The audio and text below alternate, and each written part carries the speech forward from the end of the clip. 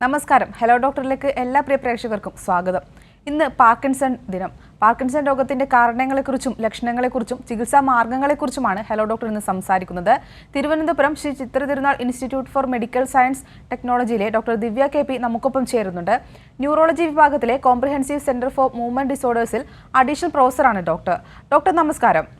നമസ്കാരം ഡോക്ടർ, ലക്ഷണങ്ങളെക്കുറിച്ചും ചികിത്സാ രീതികളെക്കുറിച്ചും ഒക്കെ അറിയുന്നതിന് മുമ്പ് എന്താണ് പാർക്കിൻസൺ രോഗം എന്നതിനെക്കുറിച്ച് അറിയേണ്ടതുണ്ട്. എന്താണ് പാർക്കിൻസൺ രോഗം?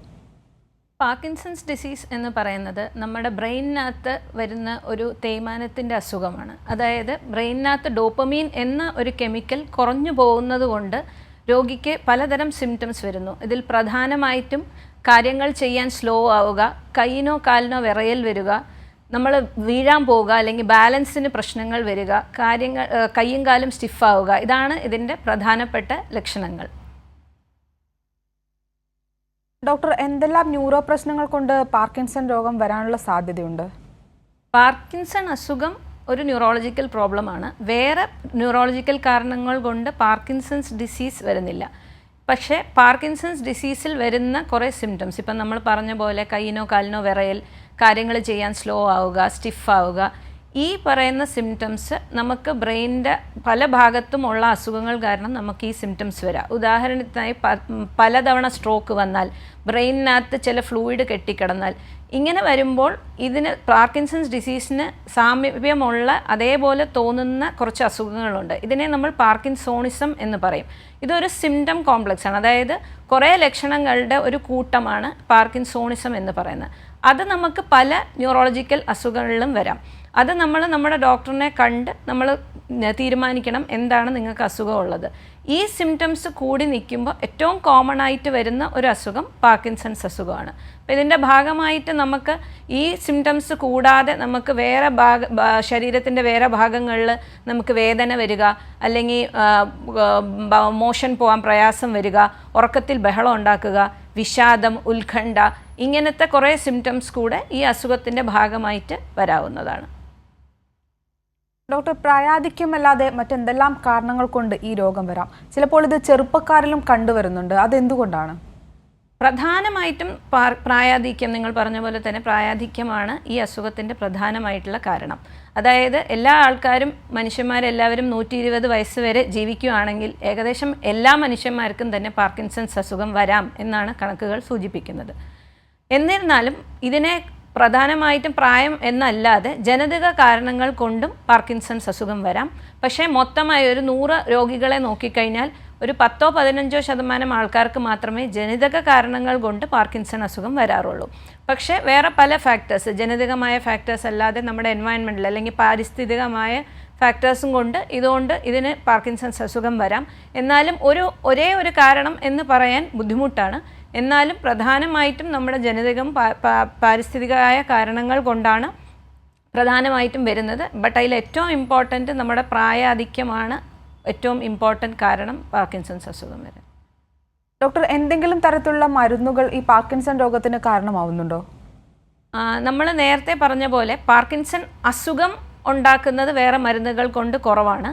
പക്ഷേ നമ്മൾ ഇതേ സിംറ്റംസ്, നമുക്ക് പാർക്കിൻസൺ അസുഖം പോലെ ഇരിക്കുന്ന കുറേ സിംറ്റംസ് നമുക്ക് മരുന്നുകൾ കൊണ്ട് വരാം.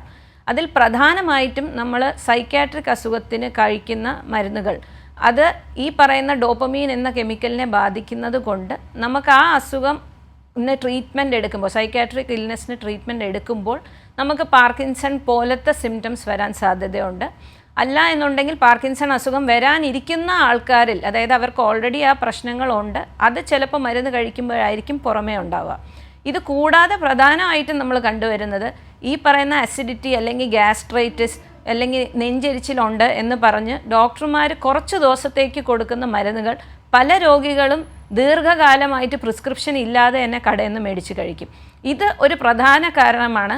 ഈ പറയുന്ന പാർക്കിൻസൺസ് ഡിസീസ് മാത്രമല്ല, ഇതുപോലത്തെ പല ചലന രോഗങ്ങളും ഉണ്ടാക്കാൻ ആ മരുന്നുകൾക്ക് കഴിവുണ്ട്. അതുകൊണ്ട് എന്ത് മരുന്നും നമ്മൾ കഴിക്കുമ്പോൾ, ലോങ് ടേം ആയിട്ട് കഴിക്കുമ്പോൾ പ്രത്യേകിച്ചും ഡോക്ടറിൻ്റെ പ്രിസ്ക്രിപ്ഷൻ വെച്ച് മാത്രം, ഡോക്ടർ പറഞ്ഞ നിർദ്ദേശം ഫോളോ ചെയ്ത് മാത്രം കഴിക്കാൻ ശ്രദ്ധിക്കണം. വ്യക്തമാണ് ഡോക്ടർ. ഈ രോഗത്തിൻ്റെ ലക്ഷണങ്ങൾ എന്തൊക്കെയാണ്? ആദ്യഘട്ടങ്ങളിൽ കണ്ടുവരുന്ന ലക്ഷണങ്ങൾ ഏതൊക്കെയാണ്? പ്രധാനമായിട്ടും നമ്മൾ കൈയിൻ്റെയോ കാലിൻ്റെയോ വിറയലാണ് സാധാരണഗതിയിൽ പേഷ്യൻ്റ് നോട്ടീസ് ചെയ്ത് നമ്മുടെ അടുത്ത് വരുന്ന സിംറ്റം. ഇത് കൂടാതെ ചിലപ്പോൾ ബാക്കി ആൾക്കാരായിരിക്കും ശ്രദ്ധിക്കുന്നത്. പ്രായമായ ആൾക്കാർ പണ്ടത്തേനേക്കാട്ടിലും കൂടുതലായിട്ട് കാര്യങ്ങൾ ചെയ്യുന്നതിൻ്റെ സ്പീഡ് കുറയും. അവർ കൂടുതൽ സമയം കുളിക്കാനോ ഭക്ഷണം കഴിക്കാനോ നടന്നു പോകാനോ കൂടുതൽ സമയം എടുക്കുന്നു. അതേപോലെ കയ്യും കാലും സ്റ്റിഫാവുന്നു, അല്ലെങ്കിൽ വലിച്ചു നടക്കുന്നു. അവർ പണ്ടത്തേനേക്കാട്ടിലും കൂടുതലായിട്ട് വീഴ്ചകളുണ്ടാവുന്നു. ഇപ്പോൾ നടന്നു പോകുന്ന ഒരു മാസത്തിൽ തന്നെ ഒന്നിൽ കൂടുതൽ തവണ വീഴുന്നു, അല്ലെങ്കിൽ ഇടയ്ക്കിടെ അവർ വീഴുന്നു. ഇങ്ങനത്തെ ബാലൻസിൻ്റെ ഇഷ്യൂസ് ഉണ്ടാവുക, അല്ലെങ്കിൽ ആവശ്യത്തിൽ കൂടുതൽ സ്പീഡിൽ നടക്കുക. ഇതെല്ലാം പാർക്കിൻസൺസ് അസുഖത്തിൻ്റെ സിംറ്റംസ് ആവാം. ഇത് മാത്രമല്ല, ഇതിൻ്റെ കൂടെ നമുക്ക് നോൺ മോട്ടോർ എന്ന് പറയും. ഈ പറയുന്ന സ്റ്റിഫ്നെസ്സും അല്ലാതെ പേഷ്യൻസിന് ചിലപ്പോൾ വിഷാദം, അമിതമായ ഉത്കണ്ഠ, മലശോധനയ്ക്കുള്ള ബുദ്ധിമുട്ടുകൾ, മൂത്രം പോകണമെന്ന് വെച്ചാൽ അപ്പം തന്നെ പോകണം, അല്ലെങ്കിൽ ചിലപ്പോൾ ഇരുന്നിട്ട് എണീക്കുമ്പോൾ തലചുറ്റൽ വരിക, അല്ലെങ്കിൽ ഓർമ്മയുടെ പ്രശ്നം വരിക. ഇതെല്ലാം നമുക്ക് ചെറിയ ചെറിയ രീതിയിൽ ചിലപ്പോൾ അതിന് മുമ്പ് കാണാവുന്ന കുറച്ച് സിംറ്റംസാണ്. അപ്പോൾ ഇങ്ങനെ എന്തെങ്കിലും നമ്മൾ ഡിഫറെൻ്റ് ആയിട്ട് സിംറ്റംസ് പ്രായമായ ആൾക്കാരിൽ കണ്ടു തുടങ്ങുമ്പോൾ അത് പാർക്കിൻസൺ അസുഖമോ പാർക്കിൻസൺ അസുഖത്തിൻ്റെ വകഭേദത്തിലുള്ള ഒരു അസുഖമോ ആവാൻ ചാൻസ് ഉണ്ട്. അതുകൊണ്ട് ഡെഫിനറ്റ്ലി നിങ്ങളുടെ അടുത്തുള്ള ഡോക്ടറിനെയോ ന്യൂറോളജിസ്റ്റിനെയോ തന്നെ ബന്ധപ്പെടാൻ ശ്രദ്ധിക്കുക. വ്യക്തമാണ് ഡോക്ടർ. നമ്മുടെ കൂടെ ഒരു പ്രേക്ഷകൻ ചേരുന്നുണ്ട്, മജീദാണ്. മജീദ്, ഡോക്ടറോട് ചോദിച്ചോളൂ.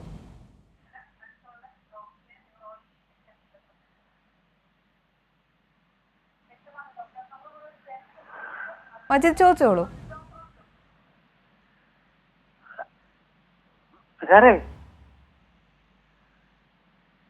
മജീദ് കേൾക്കുന്നുണ്ടെന്ന് പ്രതീക്ഷിക്കുന്നു. ഡോക്ടറോട് ചോദിച്ചോളൂ. എനിക്ക് പറയുന്ന രോഗം എല്ലാം ഉണ്ട്. കൈ കാലിന് വയ്ക്കണം.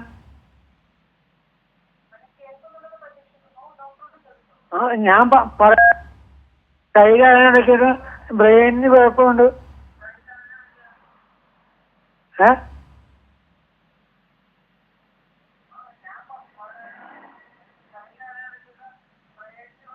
ഡോക്ടർ, പ്രേക്ഷകർ പറയുന്നത് ഈ പറഞ്ഞ ലക്ഷണങ്ങളൊക്കെ ഉണ്ട്, കൈകാലുകൾക്ക് വേദന കാര്യങ്ങളൊക്കെ ഉണ്ടെന്നാണ്. അങ്ങനത്തെ സിംറ്റംസ് ഉണ്ടെങ്കിൽ താങ്കൾ തീർച്ചയായും അടുത്തുള്ള ന്യൂറോളജിസ്റ്റിനെ പോയി കാണണം. അവർ കണ്ടിട്ട് അസുഖം നിർണ്ണയിക്കുന്നതായിരിക്കും ഏറ്റവും നല്ലത്. കാരണം നമ്മുടെ സിംറ്റംസും ഡോക്ടർ കണ്ട് പരിശോധനയിൽ തിട്ടപ്പെടുത്തേണ്ട കുറച്ച് കാര്യങ്ങളുമുണ്ട്. അപ്പോൾ നിങ്ങൾ തീർച്ചയായും അടുത്തുള്ള ഒരു ന്യൂറോളജിസ്റ്റിനെ പോയി കാണിച്ച് അത് രോഗനിർണയം ചെയ്യുകയും അതിന് വേണ്ടുന്ന ട്രീറ്റ്മെൻറ്റ് ചെയ്യുകയും ആണ് ആവശ്യം. ഡോക്ടർ, ന്യൂറോ സംബന്ധമായ മറ്റു രോഗങ്ങളിൽ നിന്നും എങ്ങനെ ഈ പാർക്കിൻസൺ രോഗം തിരിച്ചറിയാൻ സാധിക്കും? ഇപ്പം ഞാൻ പറഞ്ഞ സിംറ്റംസ്, അതായത് പാർക്കിൻസൺസ് ഡിസീസ് എന്ന് പറയുന്ന ഡയഗ്നോസിസ് എന്ന് പറയുന്നത് ഒരു ക്ലിനിക്കൽ ഡയഗ്നോസിസ്, അതായത് നിങ്ങളുടെ ഡോക്ടറിന് ടെസ്റ്റുകൾ പോലും ഇല്ലാതെ ക്ലിനിക്കലി നമുക്ക് ചെയ്യാൻ പറ്റുന്ന ഒരു ഡയഗ്നോസിസ് ആണ്. അതായത് നമുക്ക് കുറച്ച് ലക്ഷണങ്ങളുണ്ട്. ഇപ്പം നമ്മൾ പറഞ്ഞ പോലെ ഈ കയ്യിനോ കാലിനോ വിറയലുണ്ടാവുക, സ്റ്റിഫ്നെസ് ഉണ്ടാവുക, സ്ലോനെസ് ഉണ്ടാവുക, കാര്യങ്ങൾ ചെയ്യാൻ വളരെ സ്ലോ ആവുക. ഈ സിംറ്റംസ് ഉണ്ടെങ്കിൽ ഡോക്ടർ അത് കണ്ട് അതിനെ തീരുമാനം എടുക്കണം. അതായത് ഇതിൻ്റെ ബന്ധപ്പെട്ടുള്ള സിംറ്റംസിന് ഡോക്ടർ കാണുന്ന എക്സാമിനേഷൻ ഫൈൻഡിങ്സ് വെച്ച് നമുക്ക് പോകുന്നുണ്ടെങ്കിൽ നിങ്ങൾക്ക് പാർക്കിൻസൺ അസുഖം ഉണ്ടെന്ന് നിർണ്ണയിക്കാൻ സാധിക്കും. ഡോക്ടർ, ഈ ഒരു രോഗം കൂടി വരുന്നത് എങ്ങനെയാണ്? അതുപോലെ ഇതിൻ്റെ തീവ്രത എത്രത്തോളമാണ്? ഇപ്പോൾ സാധാരണഗതിയിൽ ഈ അസുഖം ഒരു 60 വയസ്സിന് മുകളിലുള്ള രോഗികളിലാണ് സാധാരണ നമ്മൾ കാണുന്നത്. അങ്ങനെ വരുമ്പോൾ നമുക്ക് ചിലപ്പോൾ വിറയലൊക്കെ ഒരു 2-3 വർഷമൊക്കെ ഉണ്ടായിട്ടായിരിക്കാം ചിലപ്പോൾ പേഷ്യൻ്റ് തന്നെ ഡോക്ടറിൻ്റെ അടുത്ത് ആദ്യമായിട്ട് വരുന്നത്.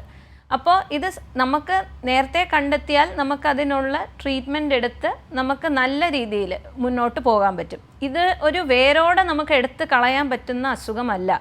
എന്നിരുന്നാലും നമുക്ക് ഈ അസുഖത്തിൻ്റെ ഭാഗമായി വരുന്ന എല്ലാ സിംറ്റംസും, അത് വിറയലും സ്റ്റിഫ്നെസ്സും സ്ലോനെസ്സും എല്ലാം നമുക്ക് കറക്റ്റായിട്ടുള്ള ചികിത്സ കൊണ്ട് സിംറ്റമാറ്റിക് ട്രീറ്റ്മെൻറ്റ്, അതായത് എന്താണ് ബുദ്ധിമുട്ടുള്ളത് അതിനെ കൃത്യമായ മരുന്നുകൾ വെച്ച് നമുക്ക് കൺട്രോൾ ചെയ്യുകയും നമുക്ക് സാധാരണ ഒരാളെ പോലെ ജീവിച്ചു പോവുകയും ചെയ്യാം. അപ്പോൾ അതിനുള്ള ട്രീറ്റ്മെൻറ്റ് എടുക്കുക എന്നുള്ളത് പ്രധാനമാണ്. രണ്ടാമത്തേത്, അസുഖത്തിൻ്റെ ദൈർഘ്യം കൂടുന്നതിനനുസരിച്ച് ഈ സിംറ്റംസ് കൂടി വരുന്നതാണ് സാധാരണ സംഭവിക്കുന്നത്. അപ്പോൾ അതിനനുസരിച്ച് നമ്മൾ ഡോക്ടറിനെ കാണുകയും മരുന്നിൻ്റെ ആവശ്യം കൂടി വരികയും ചെയ്യും. അപ്പോൾ മരുന്ന് കൂട്ടേണ്ടതും എങ്ങനെ കഴിക്കണം, ഓരോ മരുന്ന് കഴിക്കുന്നതിനും ഓരോ രീതിയുണ്ട്, പ്രത്യേകിച്ച് പാർക്കിൻസൺസ് അസുഖത്തിൽ. അപ്പോൾ ആ രീതിക്ക് നിങ്ങളുടെ ഡോക്ടർ പറയുന്ന പോലെ കറക്റ്റായിട്ട് അത് ഫോളോ ചെയ്യണം. അസുഖത്തിൻ്റെ ദൈർഘ്യം അനുസരിച്ച് നമുക്ക് 10-12 വർഷം അസുഖം കഴിഞ്ഞ് കഴിയുമ്പോൾ മോട്ടോർ ഫ്ലക്ച്വേഷൻസ് എന്ന് പറയും. അതായത് മരുന്ന് കഴിച്ചുകൊണ്ടിരിക്കുന്ന രോഗിക്ക് കുറച്ച് നേരം ആശ്വാസം കിട്ടുകയും പിന്നെ മരുന്നിൻ്റെ ഇഫക്റ്റ് പോവുക, അങ്ങനെ നമ്മൾ മരുന്നിൻ്റെ ഇഫക്റ്റ് വരിക പോകുക എന്നുള്ള ചേഷ്ടകൾ വരാം. ഇങ്ങനെ വരുമ്പോൾ നമ്മൾ അടുത്ത സ്റ്റെപ്പ്, അതായത് മരുന്നിൽ ഗുണം കിട്ടുന്നില്ല അല്ലെങ്കിൽ വേണ്ടത്ര ഗുണം കിട്ടുന്നില്ല എന്നൊരു സ്റ്റേജ് വരുമ്പോൾ നമുക്ക് അടുത്ത ട്രീറ്റ്മെൻറ്റ് ഓപ്ഷൻ എന്ന് പറയുന്നത് സർജറിയാണ്. ഈ അസുഖത്തിന് പ്രത്യേകിച്ച് ഡീപ്പ് ബ്രെയിൻ സ്റ്റിമുലേഷൻ എന്ന് പറയുന്ന ഒരു സർജറി ഉണ്ട്. അതിൽ നമ്മൾ ഹാർട്ടിൻ്റെ പേസ് മേക്കർ എന്ന് എല്ലാവരും കേട്ടിട്ടുണ്ടാവും. അതുപോലെ നമ്മുടെ ഇവിടെ ചെസ്റ്റിലൊരു ബാറ്ററിയും ബ്രെയിനിനകത്ത് അതിന് രണ്ട് ഇലക്ട്രോഡ്സ് ഘടിപ്പിക്കുകയും ചെയ്തിട്ട് ഒരു ബാറ്ററിയുടെ കറണ്ട് വെച്ച് നമുക്ക് ബ്രെയിനിലത്തെ തരംഗങ്ങളെ വ്യത്യാസം വരുത്തുകയും അതുവഴി നമുക്ക് പാർക്കിൻസൺ അസുഖത്തിൻ്റെ സിംറ്റംസ് നല്ല രീതിയിൽ കൺട്രോൾ ചെയ്യാൻ പറ്റുകയും ചെയ്യും. അപ്പോൾ നമുക്ക് അസുഖമുണ്ട് എന്നുള്ളപ്പോൾ നമ്മൾ ഡെഫിനറ്റ്ലി ഡോക്ടറിനെ കാണാം. ഏത് അസുഖത്തിൻ്റെ സ്റ്റേജാണെന്നുള്ളതിനനുസരിച്ച് നമുക്ക് മരുന്നോ അത് കുറേ നാൾ കഴിയുമ്പോൾ നമുക്ക് സർജിക്കൽ ഓപ്ഷൻ വേണ്ടി വരും, അതിന് പോവുകയോ ചെയ്യാം. വ്യക്തമാണ് ഡോക്ടർ. ഈ ഒരു രോഗം ഒരു പരിധിവരെ തടയുന്നതിനായി ജീവിതശൈലിയിൽ എന്തെങ്കിലും ശ്രദ്ധിക്കേണ്ടതുണ്ടോ? ഇതിൽ പ്രധാനമായിട്ടും നമുക്ക് ചെയ്യാൻ പറ്റുന്നത് എക്സസൈസ് നമ്മുടെ ഒരു ദൈനംദിന റുട്ടീനാക്കുക എന്നുള്ളത് വളരെ ഇമ്പോർട്ടൻ്റ് ആണ്. നമുക്ക് അസുഖം ഇല്ലാത്ത സമയത്തും നമുക്ക് അസുഖം വന്നു കഴിഞ്ഞാലും എന്തുകൊണ്ട് നമുക്ക് എങ്ങനെ ഈ അസുഖത്തിനെ കുറച്ചും കൂടെ മെച്ചപ്പെടുത്താൻ പറ്റുമെന്ന് ചോദിച്ചാൽ ഡെഫിനറ്റ്ലി എക്സസൈസാണ് അതിൻ്റെ ഏറ്റവും ഇമ്പോർട്ടൻ്റ് ആയിട്ടുള്ള ഉത്തരം. അതായത് ഇവൺ അസുഖത്തിൻ്റെ തുടങ്ങിയതിന് ശേഷം പോലും നമ്മൾ എല്ലാ ദിവസവും ഒരു 30 to 40 മിനിറ്റ്സ്, ഒരു 3/4 മണിക്കൂറോളം എല്ലാ ദിവസവും എക്സസൈസ് ചെയ്യുക എന്നുള്ളത് വളരെ ഇമ്പോർട്ടൻ്റ് ആണ്.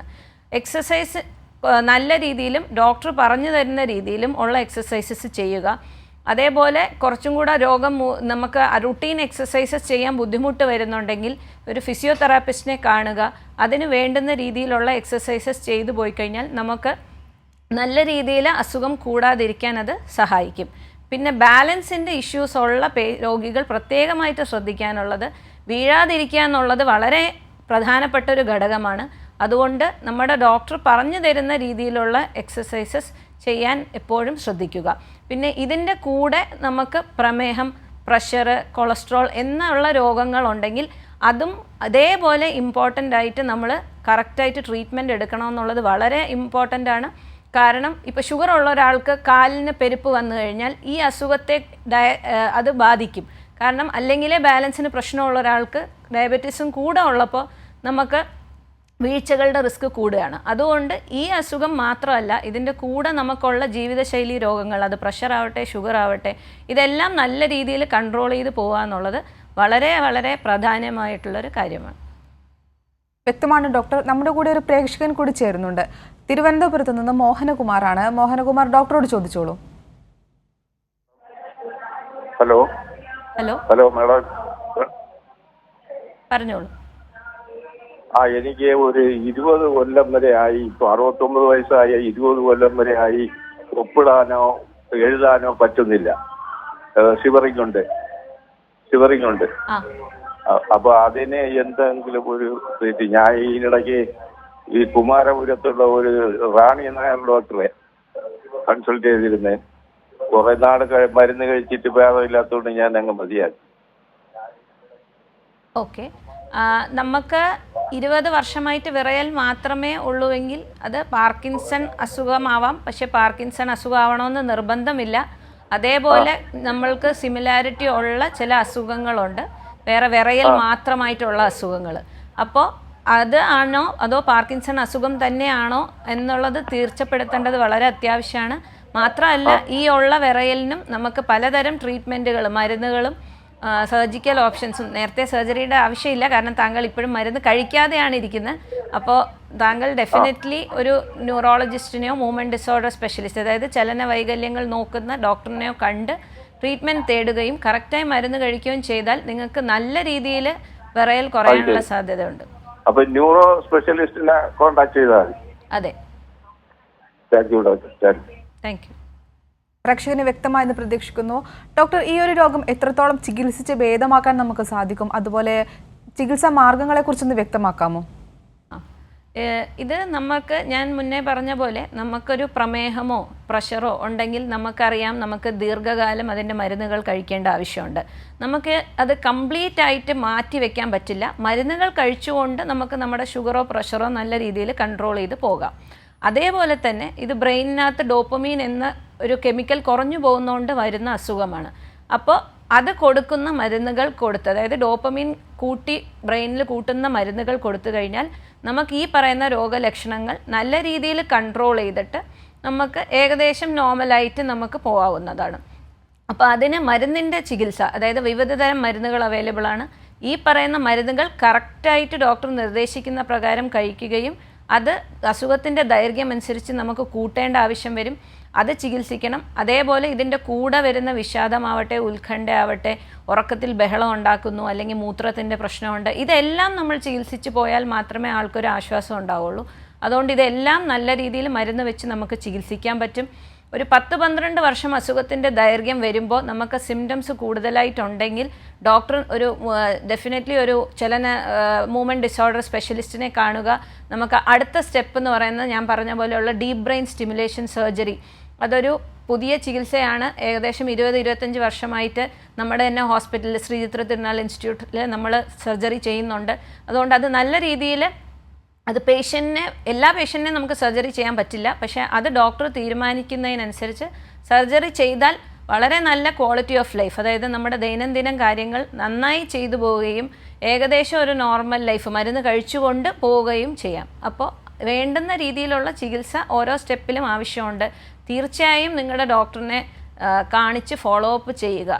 അല്ലാതെ മരുന്ന് നിർത്തി അല്ലെങ്കിൽ എനിക്ക് ഗുണം കിട്ടിയില്ല എന്ന് പറഞ്ഞ് മരുന്ന് നിർത്തുകയും ഡോക്ടറിനെ കാണാതിരിക്കുകയും ചെയ്യരുത്. കാരണം നിങ്ങളുടെ അസുഖം കൂടുന്നതിനനുസരിച്ച് മരുന്ന് കൂട്ടേണ്ടത് വളരെ വളരെ അത്യാവശ്യമാണ്.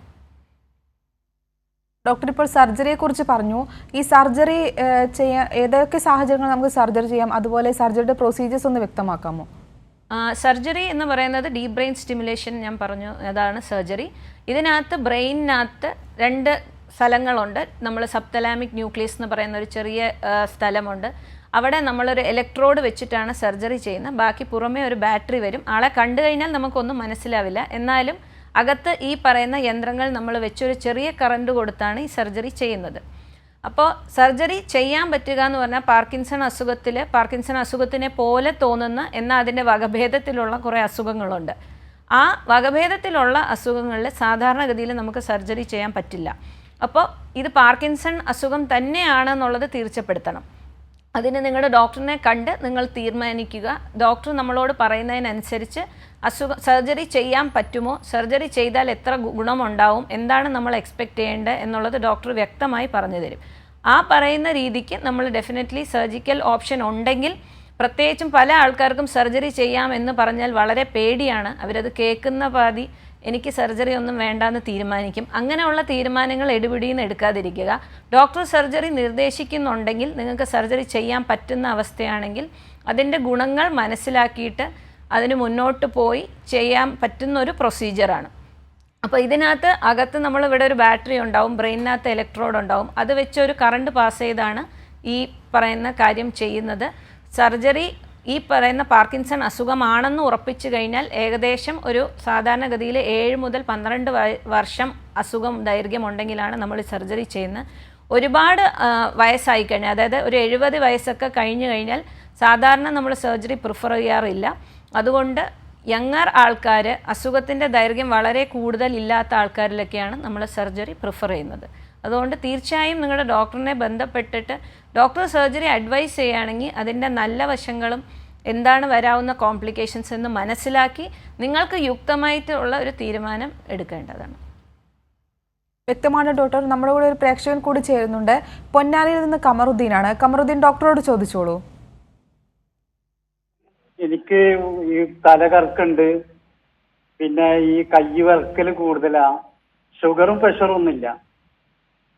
പിന്നെ പല പ്രാവശ്യവും കൈ മസിൽ പിടുത്തം. എന്തുകൊണ്ടാണ് ഡോക്ടർ വരുന്നത്? അപ്പം നമുക്ക് കയ്യിനും കാലിനും വിറയലുണ്ട്, തലകറക്കമുണ്ട് എന്നുണ്ടെങ്കിൽ എന്തായാലും താങ്കളൊരു ന്യൂറോളജിസ്റ്റിനെ ബന്ധപ്പെടണം. ഡോക്ടർ നോക്കിയിട്ട് ഈ പറയുന്ന വിറയൽ പാർക്കിൻസൺ അസുഖമാണോ അതല്ലാത്ത രീതിയിലുള്ള അതിന് ഉള്ള അസുഖങ്ങളാണോ എന്ന് നമ്മൾ കണ്ടുപിടിക്കണം. എന്നിട്ട് കറക്റ്റായി ചികിത്സ എടുത്തു കഴിഞ്ഞാൽ തീർച്ചയായും താങ്കളുടെ തലകറക്കവും വിറയലിനും എല്ലാം നല്ല ആശ്വാസം വരും. അതുകൊണ്ട് തീർച്ചയായും താങ്കളൊരു ന്യൂറോളജിസ്റ്റിനെ കാണണം എന്നാണ് എൻ്റെ അഭിപ്രായം. പ്രേക്ഷകന് വ്യക്തമായെന്ന് പ്രതീക്ഷിക്കുന്നു. ഡോക്ടർ, പാർക്കിൻസൺ രോഗമുള്ളവരും കുടുംബാംഗങ്ങളും പൊതുവെ ശ്രദ്ധിക്കേണ്ട കാര്യങ്ങൾ എന്തൊക്കെയാണ്? ഈ രോഗമുള്ളവരോട് പെരുമാറേണ്ടത് എങ്ങനെയൊക്കെയാണ്? അതുപോലെ എങ്ങനെ ഇവരെ ചേർത്ത് നിർത്താം? പാർക്കിൻസൺസ് അസുഖം ബാധിച്ച രോഗിയെ മാത്രമല്ല അവരുടെ വീട്ടുകാരെയും കൂടെ എഫക്റ്റ് ചെയ്യുന്ന ഒരു രോഗമാണ്. അപ്പോൾ നമ്മളിതിൽ മനസ്സിലാക്കേണ്ടത് ഈ രോഗിക്ക് ഈ പറയുന്ന സ്റ്റിഫ്നെസ്സും സ്ലോനെസ്സും വിറയലും അല്ലാതെ അതിൻ്റെ കൂടെ വരുന്ന വിഷാദം, ഉത്കണ്ഠ, അല്ലാതെ വേദന, ഇങ്ങനത്തെ പറയുന്ന സിംറ്റംസ് എല്ലാം ചിലപ്പോൾ അവരെ ചില ആൾക്കാരിൽ തീവ്രമായി ബാധിച്ചേക്കാം. അതുകൊണ്ട് പ്രത്യേകിച്ചും കൂടെ ഉള്ളവർ വീട്ടിലുള്ള ആൾക്കാരും അവരെ നോക്കുന്നവരും അതിനൊരു എഫേർട്ട് എടുത്ത് അവരെ ചേർത്ത് നിർത്തുക. അവർ മരുന്ന് കഴിച്ചാൽ അവർക്കൊരു വ്യത്യാസം വരും എന്നുള്ളൊരു ആശ്വാസം കൊടുക്കുക. ഇതാണ് മെയിനായിട്ട് ചെയ്യാനുള്ളത്. മാത്രമല്ല, പ്രത്യേകിച്ചും ചില ആൾക്കാർ വീഴ്ചകൾ ഉണ്ടാവുക അല്ലെങ്കിൽ ഇടയ്ക്കിടയ്ക്ക് ബാലൻസ് പോകുന്നു എന്നുള്ള ഇഷ്യൂസ് ഉള്ളവർ അവർ വീഴാതിരിക്കാൻ പ്രത്യേകമായിട്ട് ശ്രദ്ധിക്കണം. കൂടെ ഉള്ളവർ അവർ നടക്കാൻ പോകുമ്പോൾ കൂടെ ചെല്ലണം, അല്ലെങ്കിൽ കൈയില്ലാത്ത കസേരയിൽ ഇരുത്തരുത്. അങ്ങനത്തെ ചെറിയ ചെറിയ കാര്യങ്ങൾ ചെയ്തു കഴിഞ്ഞാൽ നമുക്ക് അവരുടെ വീഴ്ചകൾ പ്രിവെൻറ്റ് ചെയ്യാൻ പറ്റും. അപ്പോൾ ഏറ്റവും നല്ല രീതിയിൽ ചെയ്യാൻ പറ്റുന്നത് അവരെ കൂടെ നിർത്തുക, അവരെ പറഞ്ഞ് ബോധ്യപ്പെടുത്തുക, അവർക്ക് ട്രീറ്റ്മെൻറ്റ് എടുത്താൽ നല്ല രീതിയിലുള്ള വ്യത്യാസം വരും എന്നുള്ളത് പറഞ്ഞ് മനസ്സിലാക്കുക. അവരുടെ മരുന്നുകളൊന്ന് ശ്രദ്ധിക്കുക, നമ്മൾ പറയുന്നത് തന്നെയാണോ അവർ കറക്റ്റായിട്ട് കഴിക്കുന്നത്. കാരണം ചില ആൾക്കാർക്ക് ഓർമ്മയുടെ പ്രശ്നം ഉണ്ടാവും. അപ്പോൾ ഇത്രയും കാര്യങ്ങൾ ശ്രദ്ധിക്കുക. ഈ അസുഖം നല്ല രീതിയിൽ നമുക്ക് പേഷ്യൻ്റിൻ്റെയും കൂടെ ഉള്ളവരുടെയും കോപ്പറേഷൻ വെച്ച് നമുക്ക് നല്ല രീതിയിൽ തന്നെ പേഷ്യൻറ്റിനെ ചികിത്സിച്ച് അവരെ ജീവിതത്തിലോട്ട് തിരിച്ചു കൊണ്ടുവരാൻ പറ്റും എന്നുള്ളത് അവരെ ഉറപ്പ് വരുത്തുക. ഇതാണ് അവരുടെ കൂടെ ഉള്ളവർക്ക് ചെയ്യാൻ പറ്റുന്നത്. ഡോക്ടർ, ഈ പാർക്കിൻസൺ രോഗവുമായി ബന്ധപ്പെട്ട് സർക്കാരിൻ്റെ നേതൃത്വത്തിൽ എന്തൊക്കെ പരിപാടികളാണ് സംഘടിപ്പിക്കുന്നത്? സാധാരണഗതിയിൽ നമുക്ക് ഈ അസുഖത്തിന് ഡയറക്റ്റായിട്ട് ഈ പറയുന്ന അതിൻ്റെ കാര്യങ്ങൾ ആൾക്കാരെ ബോധവാന്മാരാക്കാൻ വേണ്ടിയാണ് പ്രധാനമായിട്ടും ഈ ഇന്നത്തെ ദിവസം, അതായത് ഏപ്രിൽ 11 എന്ന് പറയുന്ന പാർക്കിൻസൺ അസുഖത്തിൻ്റെ വേണ്ടി സെലിബ്രേറ്റ് ചെയ്യുന്ന ഈ ദിവസം ഇതിൻ്റെ അവയർനെസ് കൂട്ടാൻ വേണ്ടിയാണ്. ഈ അസുഖത്തിനെ പറ്റി എല്ലാവരും അറിയുകയും അതിന് ട്രീറ്റ്മെൻറ്റ് ഓപ്ഷൻസ് ഉണ്ട് എന്ന് മനസ്സിലാക്കാനും വേണ്ടിയാണ് നമ്മൾ ഈ ഒരു ദിവസം തന്നെ നമ്മൾ ആചരിക്കുന്നത്. ഇതിൻ്റെ കൂടെ നമുക്ക് പല ആൾക്കാർക്കും ഇപ്പോൾ ഇതിൽ മെഡിസിൻ എന്നുള്ളതിനുപരി സർജറി എന്ന് വരുമ്പോൾ അതിൻ്റെ കോസ്റ്റ് കുറച്ച് ആൾക്കാർക്ക് താങ്ങാൻ ഇച്ചിരി കൂടുതലാണ്. അങ്ങനെയുള്ളവർക്ക് സർജിക്കൽ ഓപ്ഷൻസിന് വേണ്ടി കുറേ, അതായത് കംപ്ലീറ്റ്ലി നമുക്ക് സർജറി ഫ്രീ ആക്കാൻ പറ്റില്ലെങ്കിലും ഒരു നല്ല ശതമാനം തുക ഗവൺമെൻറ്റിൻ്റെ സൈഡിൽ നിന്ന് പല സ്കീംസ് വഴി നമുക്ക് കിട്ടാറുണ്ട്. അതാണ് മെയിൻലി സർക്കാരിൻ്റെ ഭാഗത്തു നിന്നുള്ളൊരു ഹെൽപ്പ്. പിന്നെ ഇത് കൂടാതെ തന്നെ movement disorder society of India എന്ന് പറഞ്ഞിട്ട് ഈ ചലന വൈകല്യങ്ങൾ ഉള്ള ആൾക്കാർക്ക് വേണ്ടി നമ്മൾ ഇന്ത്യയിലുള്ള എല്ലാ മൂവ്മെൻറ്റ് ഡിസോർഡേഴ്സും ഉള്ള സ്പെഷ്യലിസ്റ്റുകൾ ചേർന്ന ഒരു സൊസൈറ്റി ഉണ്ട്. അതേപോലെ വേൾഡ് മൂവ്മെൻറ്റ് ഡിസോർഡർ സൊസൈറ്റി എന്ന് പറയുന്ന സംഘടനകളുണ്ട്. ഇവരെല്ലാം പേഷ്യൻസിൻ്റെ കാര്യങ്ങൾ സുഗമമാക്കാനും അവർക്ക് ഈ അസുഖത്തിനെ പറ്റി കൂടുതൽ അറിയാൻ വേണ്ടിയും പേഷ്യൻ്റ് കെയർ വീഡിയോസ്, അതായത് എങ്ങനെയാണ് അവർക്കൊരു ഗ്രൂപ്പായി ചേർന്ന് കുറച്ചും കൂടെ ഈ രോഗത്തെ നേരിടാൻ പറ്റുക എന്നറിയാൻ വേണ്ടി കുറേ പ്രോഗ്രാംസ് നടത്താറുണ്ട്. അപ്പോൾ അത് നിങ്ങളുടെ ഡോക്ടറിൻ്റെ അടുത്ത് ചോദിച്ച് നിങ്ങൾക്ക് ഈ പറയുന്ന വേറെ രോഗികളുമായിട്ടും ഈ ഹെൽപ്പ് ഗ്രൂപ്പ്സ് ആയിട്ടും നിങ്ങൾക്ക് ബന്ധപ്പെടാൻ പറ്റും. വ്യക്തമാണ് ഡോക്ടർ. ഒരു പ്രേക്ഷകൻ കൂടി ചേരുന്നുണ്ട്. മണക്കാട് നിന്ന് ഷാനാണ്. ഷാൻ, ഡോക്ടറോട് ചോദിച്ചോളൂ. ഡോക്ടർ പറയൂ.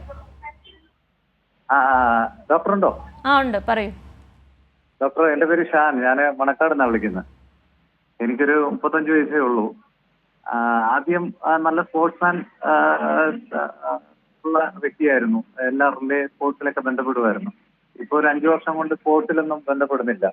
പക്ഷേ കൈ ഭയങ്കര ഷിവറിങ്ങും ഭയങ്കര തലവേദനയുമാണ്.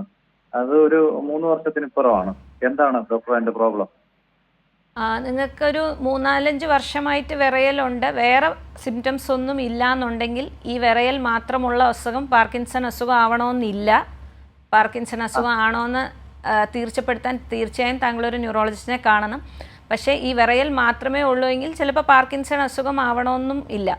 അപ്പോൾ ഈ താങ്കളുടെ തലവേദനയും വിറയലും എന്തായാലും ചികിത്സിച്ച് മാറ്റാൻ പറ്റും. അതുകൊണ്ട് താങ്കളൊരു ന്യൂറോളജിസ്റ്റിനെയോ മൂവ്മെൻറ്റ് ഡിസോർഡർ സ്പെഷ്യലിസ്റ്റിനെ തീർച്ചയായും കാണുക. കണ്ട് രോഗം നിർണ്ണയിച്ചിട്ട് അതിന് വേണ്ടുന്ന ട്രീറ്റ്മെൻറ്റ് എടുത്താൽ താങ്കൾക്ക് നല്ല രീതിയിൽ സിംറ്റം ഇല്ലാതെ മുന്നോട്ട് പോകാൻ പറ്റും. വ്യക്തമാണ് ഡോക്ടർ. പ്രേക്ഷകന് വ്യക്തമായെന്ന് പ്രതീക്ഷിക്കുന്നു. പാർക്കിൻസൺ രോഗത്തെക്കുറിച്ചാണ് ഹലോ ഡോക്ടർ ഇന്ന് സംസാരിച്ചത്. Thiruvananthapuram Chitra Tirunal institute for medical science and ടെക്നോളജിയിലെ ഡോക്ടർ ദിവ്യ KP ആണ് നമുക്കൊപ്പം ചേർന്നത്. ഡോക്ടർ നന്ദി. നന്ദി, നമസ്കാരം. ഹലോ ഡോക്ടറിന്റെ ഇന്നത്തെ സമയം ഇവിടെ അവസാനിക്കുന്നു. നമസ്കാരം.